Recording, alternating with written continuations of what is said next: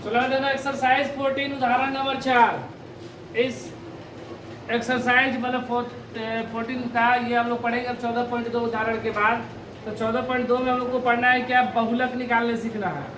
ठीक है, तो बहुलक निकालने जब सीखेंगे तो इससे पहले हम लोग 9 क्लास में पढ़ चुके थे, 9 क्लास तक, कि बहुलक क्या होता है। तो जिसकी बारंबारता सबसे अधिक होती है वह क्या कहलाता है, बहुलक। लेकिन यहाँ पर जो हमको वो एक आंकड़ा दिया रहता था बड़ा सा, उसकी हम लोग बारंबारता निकाल कर जिसकी बारंबारता सबसे अधिक होता था उसको हम लोग बहुलक निकालते थे। लेकिन यहाँ पर जो रहेगा वह मेरा वर्ग अंतराल दिया रहेगा और उसके हिसाब से हमको बहुलक निकालना रहता है। तो बहुलक निकालने के लिए हम लोग सूत्र का प्रयोग करते हैं। बहुलक बराबर होता है L plus F1 minus F0 बटा में 2F1 minus F0 minus F2 into H। ठीक है, अब ये है, ये सूत्र होता है, इसी सूत्र से हम लोग निकालेंगे। लेकिन इस सवाल को हम लोग इस सूत्र से नहीं निकालेंगे, इसको हम लोग उसी तरह निकालेंगे जैसे कि क्लास 9 तक हम लोग पढ़ते थे। लेकिन यहाँ पर इस सूत्र को देखा जाए तो L क्या है, F1 क्या है, F0 क्या है, F2 क्या है, H क्या है, ये हम लोग समझेंगे। तो देखो L जो होता है, L बोलते हैं बहुलक वर्ग की निम्न सीमा।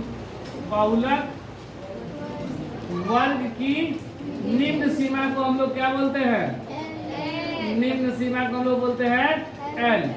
ठीक है, F1 क्या किसको बोलते हैं, तो बहुलक वर्ग की बारंबारता को बोलते हैं।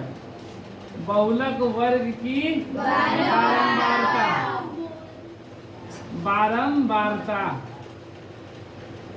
बहुलक वर्ग की बारंबारता को हम लोग F बोलते हैं, F1। और F0 किसको बोलेंगे, तो बहुलक वर्ग के ठीक पहले वर्ग की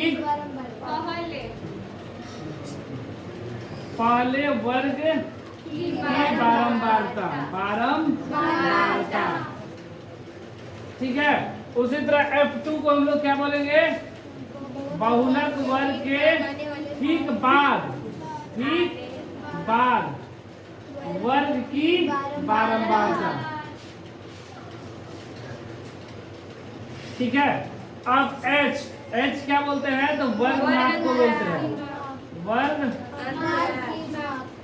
वर्ग अंतराल की।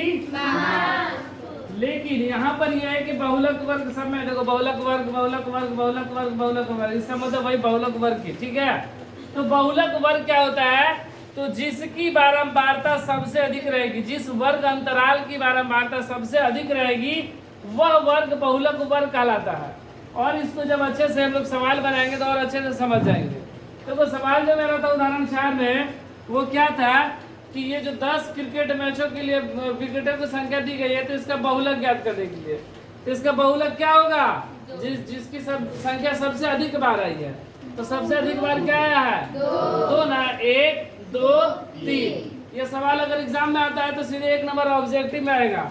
तो इसका बहुलक क्या होगा, बहुलक क्या होगा, 2, क्योंकि 2 कितने बार रिपीट हुआ है, 3 बार। बाकी सब 3 से कम रिपीट हुआ है, 3 बार से कम बार रिपीट हुआ और 2 सबसे अधिक बार रिपीट हुआ है, इसलिए इसकी बहुलक क्या होगा, 2 होगा।